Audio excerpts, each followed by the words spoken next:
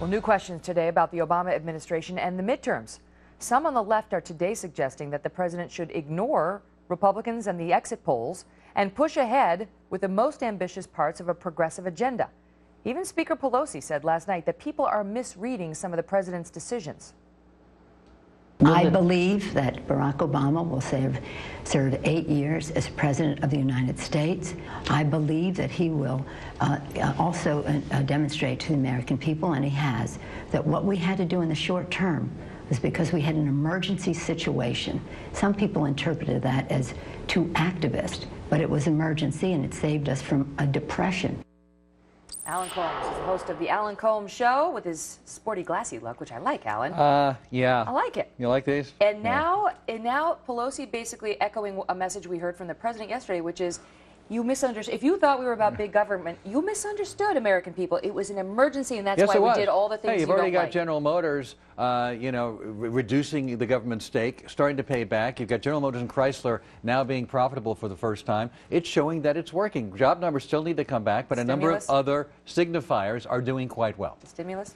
Healthcare? Stimulus, Healthcare wasn't an emergency. Healthcare was an emergency, but it was something that Democrats ran on, and they did what they said they were going to do. They ran on reforming healthcare. You can't justify healthcare by saying it was an emergency. Well, no, even the president didn't. I didn't say that was an emergency. I've talked about bailing out the auto industry, which saved 1 million jobs, by the way. Okay.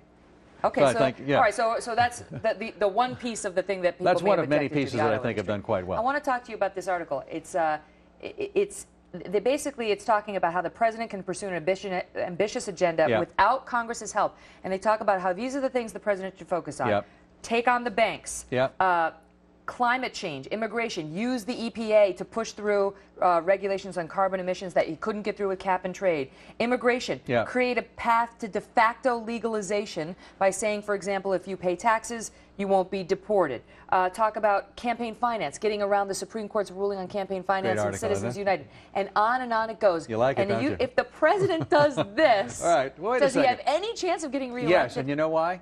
When you got he's got to point out that you got people like Jim DeMint, who just said yesterday that we're going to defund health care. Well, he can't defund health care because it's a mandate, it's an entitlement, it's part of the law. He can't unilaterally defund it. You've got Mitch McConnell says, forget about jobs, forget about anything else. All I want to do is make sure Obama's a one-term president. If that is their agenda, the Democrats in the White House have to point out, this is what the Republicans want. Nothing. They want to just get in the way. Their whole goal is to make sure Obama's a one-term president. We want to move the country forward, and that's the message Democrats in the White House have to keep putting out. But I think that, it's interesting because President Obama campaigned in the end on nothing's going to get done if you don't elect more Democrats. If you send the Republicans to control the House, nothing's going to get done. And the response from a lot of Republicans was, yeah, that's the problem. That's what we want, because they want to stop him. And they need to be painted as the party of no, the party of nothing, the party that simply wants to stop what is without a vision. What are they offering? But let me just ask, before you get to what they're offering, Dick Morris had an interesting opinion piece today in the I'm sure he did. But he raised an interesting point, which is, he says, look, this is no 1994, where the president can now sort of move to be more moderate and triangulate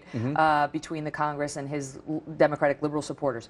He says, this is a president who is so far to the left, facing House Republicans who are so far to the right, that it's either yes or no. There's no middle ground, either yes on health care or no on health care. They try to yes on big government or no on big government. Conservatives like Dick Morris try to paint, I think Dick can be a brilliant analyst at times, but they want to paint him as being far to the left. He may personally be ideologically left, but he is not governed that way. He compromised on health care. He didn't do single payer. He backed off a public option. He didn't. He couldn't. It never would have gotten passed. How was he supposed to do that? Which only goes to show my point. He's a pragmatist who cares more about moving the country forward than sticking to some ideology and governing as some kind of left-wing lunatic. That's not what he's done. How on earth, when you have a country that's only 20% progressive and the majority is center-right, could a president who ran on this agenda, bypassing the newly elected the People's House on issues like cap and trade, immigration, and so on, get reelected as reelected as president? Some numbers out today. Among the 93 competitive races that have been called, 67 featured Democrats who voted for reform,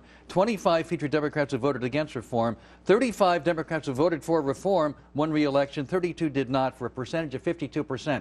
Democrats who favored reform did better than those who didn't, and it should be encouraging to those who want to move the country forward.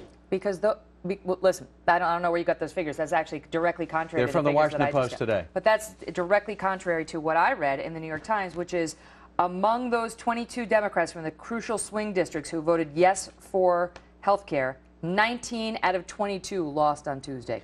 We're talking about a number 22. of reforms. We're talking about, and this is the Washington You're Post today. general reform. 35 who voted for reform won re-election, 32 did not. 52% of Democrats who voted for reform won re-elected. And your point is the farther left the president moves, the farther left the U.S. House of Representatives and the Senate is, the more likely he is to be re-elected. You're putting this in a left versus right context. I'm putting this in a context of doing what's best for the country, doing what's best for the economy, moving the country forward, and not simply saying no to everything Obama wants to do. He said he was doing that in the last 2 years, and look what happened to his Republicans in the House. I mean, to his Democrats in the House. I think there's been a messaging issue. I think people need to understand 95% of American working families got tax cuts. The economy was saved by the stimulus. You sound like Pelosi. They didn't get it.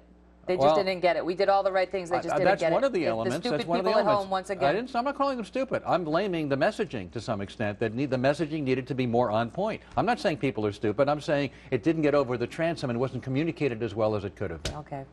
All right, Alan. It's always a pleasure talking to you. Thanks for having me. Thanks for being here.